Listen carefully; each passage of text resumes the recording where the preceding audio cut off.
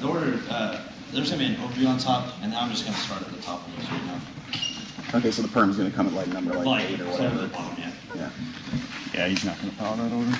Okay, so is the perm in the middle, like where it was in the 2AC, or is the perm on the bottom? It's near the bottom. So I've got it floating at the bottom. Okay, just... This has got me so fucked up.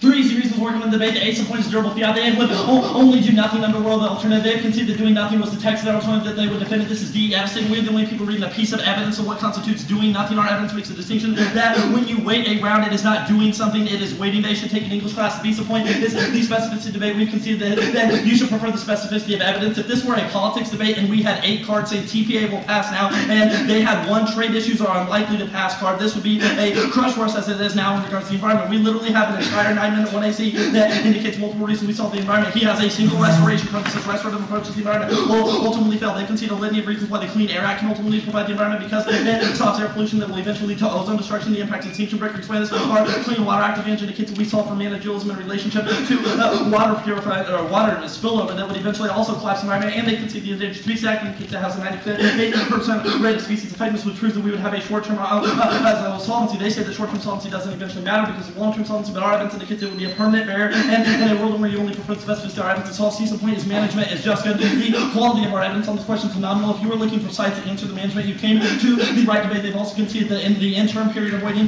we would all die because environmental collapse is imminent. This is their own argument, which proves if we waited around and fucked around, we'd eventually die. The top of the debate. First, they said that you shouldn't evaluate because of the capitalist constrictions. Listen, we read a couple pieces of evidence in the 1 hour. We read a piece of still evidence indicates that our methodology is good. That although we may never know the world, we can accurately assess things that are going around it, especially in specific situations, which is a uniquely relevant debate. Additionally, they concede the piece of Thompson evidence that answers back. It's not about a capitalist construction. Our evidence indicates that merging economics with the environment is the only way to solve. Although it is not perfect, it's the only way to solve the environment in the interim period. This evidence is on fire on this question. Additionally, they concede a piece of Berry evidence that you should probably put a little star down that says, although we may not always be able to escape Western capitalist constructions of the environment, we must work within them in order to solve the environment because it's the only way that we know how. If we stepped outside of the box, we would be in an unaltered terrain that we would not know anything about, which would not solve the environment. They say that Zimmerman equals extinction. This is devastating. We have read a piece of Zimmerman evidence's last piece of evidence that we read in the 1 hour indicates that Zimmerman was affirmative. He says, although I've criticized technology in the past, if we were to revert back to this, it would lead to ultimate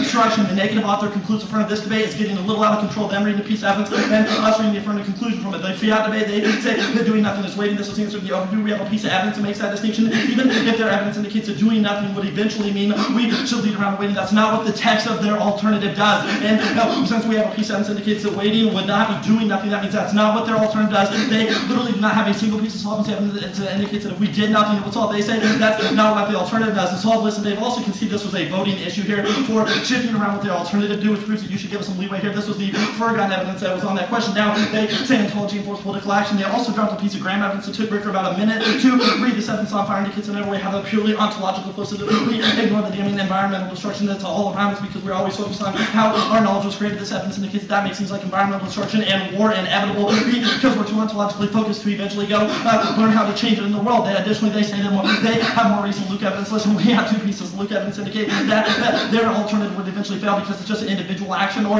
even if they have the United States or government do nothing, our evidence indicates we need a collective solutions and we need to sometimes take proactive solutions. They've also conceded a piece of Gilmore evidence, which is their original economy argument that says that we only solve this evidence indicates that the only reason that merging economics with the environment is bad is because it leads to inaction, which is what they do. They've conceded, I've already explained this methodology argument above. They say that our Berry evidence about the collapse of the environment, they say that we lead to capitalism. This was explained above with our Thompson argument. That is the only way to solve. They say we only refrain from the environment so we can eventually consume it. This is not in the context of the plan. We have a whole bunch of specific reasons that indicate that we should stop doing that. Even if that is true, then we eventually lead to some long-term solution. All of that shit's happening in the status quo, which proves that only the alternative could solve. They say that Rogers, that we had a creditor, not a debtor. Listen, this argument links more to the alternative. This evidence indicates that when we do something about the environment, we feel good about it, but eventually resolve our guilt. This is exactly what the negative does. They think if we sit there and say, well, we'll do nothing, we'll sit around, we'll think about it, that would be the type of guilt alleviation. Additionally, they concede that individual action would ultimately fail to solve the case. There's multiple pieces of evidence for this that were conceded in the last speech. Now they say the alternative counterpoints in uniqueness. No, that's not true. We have a couple pieces of defenses of management. First, our still evidence indicates that